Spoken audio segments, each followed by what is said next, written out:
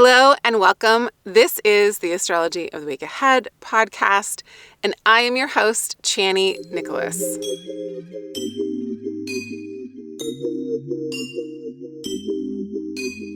All right, y'all. This week starts out a little bumpy, a little revolutionary, a little eccentric, perhaps. On Tuesday, we've got the Sun in Taurus making a conjunction with Uranus. It is the Uranus cazimi, if you will, which seems to clarify the need for a specific kind of change in our life and possibly in our world. This kind of spark, it is the light of the sun and the wildness and the freedom-seeking influence of Uranus coming together.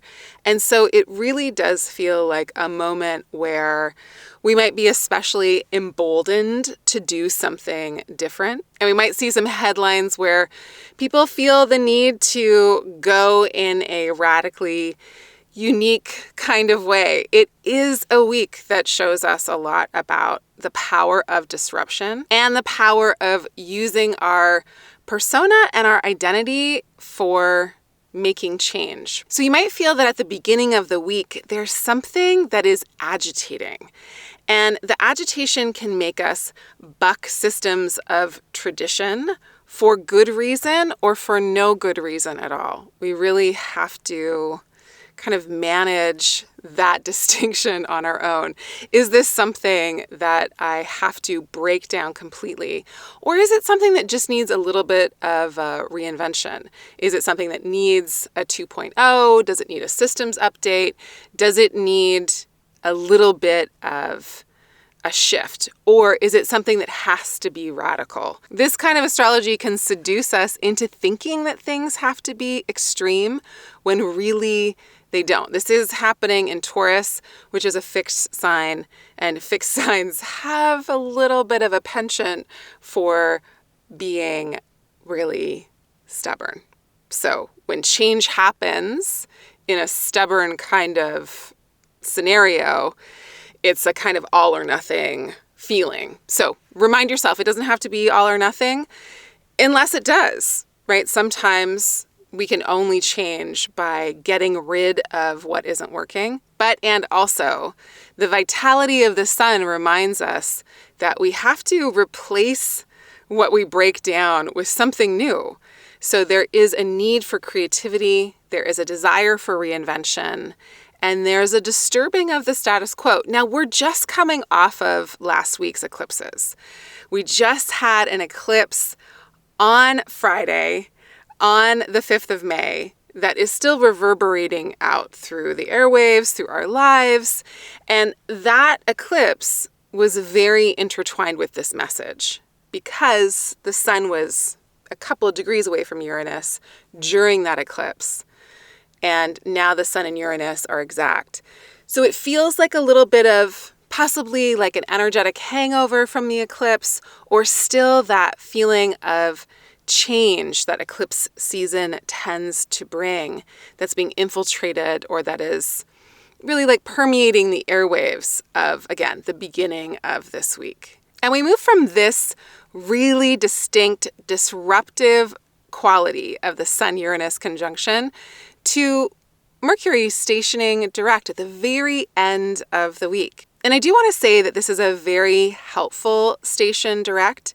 So we still might find that things feel like they're breaking and not working and getting misrepresented, or there's still miscommunications that are flying about. But I want you to sit with this question. What about what isn't working is actually exceptionally helpful to know right now?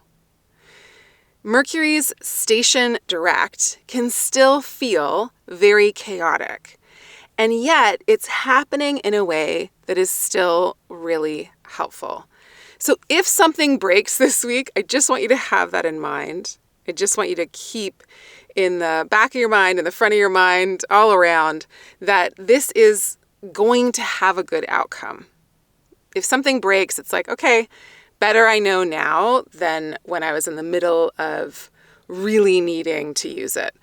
or if something falls through, it's like I'm just going to suspend my disbelief and think this is for the better. This is the best. This is working out for the best for me. And if you can have that kind of attitude, I think what we're going to see with this week's Mercury retrograde partial mayhem is that it's going to be the best thing that could happen. So if we keep an attitude of gratitude, to be cheesy about it, in regards to what falls through, what works out, what doesn't, we're going to be really well situated to receive the gifts of certain things falling apart, certain things falling through, certain things showing up really differently. Because again, on Tuesday, when the Sun and Uranus come together for the Uranus Cazimi, something about change and something about our freedom gets really pronounced. And it's actually a really good day to dedicate yourself to that in the ways that you need to. And then as Mercury stations direct, again, there's this type of chaos or there's this type of disruption that happens when Mercury stations direct, even though it's like a positive thing in a sense because the planet's going to start to move forward again. Not that the retrograde is negative, it's just a little difficult sometimes, but there's a positive association, but it can still bring up all the stuff. And even within all of that, there's a positive change. So again, it feels like within the week's disruptive nature and within the week's change of plans, there's at the heart of everything the need to be radically honest with ourselves. Now, the other thing that's happening with Mercury on its way to station direct, so we're talking about the course of the weekend, Friday, Saturday, and into Sunday. Mercury on Friday makes a couple of very helpful little connections, one with Saturn, so that's like very stabilizing, and one with Venus. And Venus is the ruler of Mercury in Taurus. Venus is a ruler of Taurus, so Venus is currently Mercury's ruler. And that's really nice because when there's a helpful connection between a planet and the planet that rules the sign that it's in, that planet can throw the other one a life raft. And this combination of a good Saturn connection and a good Venusian connection is saying there's sturdiness, there's some really good long-term plans that can start to be worked out or reviewed in an important way. And there's a remembering. There's a remembering that connections and pleasure and art and beauty are so central and important to feeling like we have a good, full life. And actually, Venus is ruling everything that's happening this week. Venus is in charge of every planet that I've talked about because it's all happening in Taurus. The Sun is in Taurus, Uranus is in Taurus, Mercury is stationing direct in Taurus. And Venus is able to witness that sign right now because Venus is currently in Cancer. And on Friday, Venus makes a trine to Saturn. So all that to say, without any of the astrology in the way, the governing force of the week is really solid and actually able to be in flow because of the boundaries that have been put in place. Said another way, if we're able to adhere to our own boundaries, or when we are able to adhere to our boundaries and adhere to our commitments and stick to the things that we know that in the long run will bring us an incredible pleasure and satisfaction and sweetness in our life, it all works out wonderfully. And in fact, as the Sun and Uranus make that conjunction on Tuesday, we want to think about the fact that there's no real freedom in life unless we're committed to the right things. Like, you can have no responsibilities, but then you also have no commitments, no long-term commitments that hold you to something. And then, in fact, there's so much freedom to be found when we are committed to the things that are the best for our integrity, the best for our long-term growth and health and wellness and our long-term maturity. And so the Venus of it all is saying, commit to the things that are going to bring you pleasure long-term. This is not an instant gratification moment. Make the changes that you know you need to make in order to enjoy your body, in order to enjoy your physical life, in order to enjoy your relationships. Make the changes that long-term are going to open up the floodgates of sweetness in your life. And as Mercury stations direct in Taurus, in Venus's sign, it's saying, okay, I am not going to pretend that I don't know what the problem is, or pretend that I don't know what doesn't work and what does work. And I am going to commit to the things that are long-term solutions. And I refuse to pretend that I don't know what I know. We often get answers, like we ask a lot of questions and then we get the answers, we receive the thing. And if it's a personal inconvenience, a lot of the times we were like, maybe I didn't ask the right question. Maybe I should rephrase that. You pull another tarot card. You know what I mean?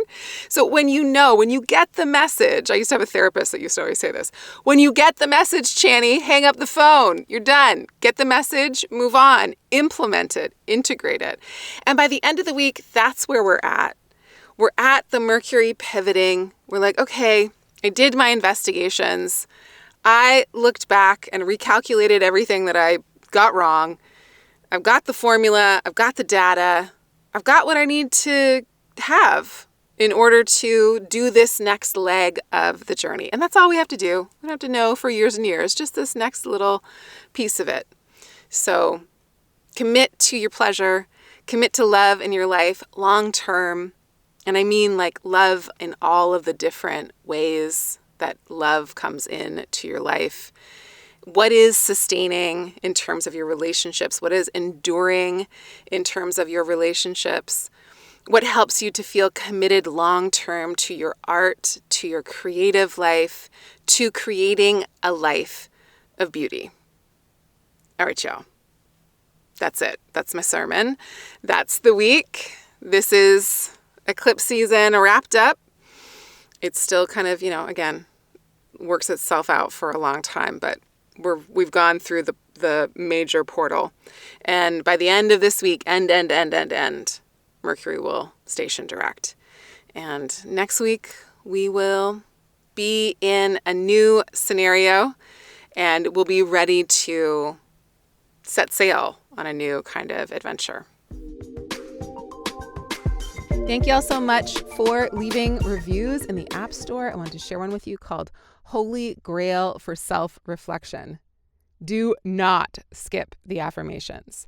There's an enormous amount of amazing information in this app, but I was sleeping on the affirmations. These poetic mantras are the quickest way to snap yourself back into focus on getting where you want to be.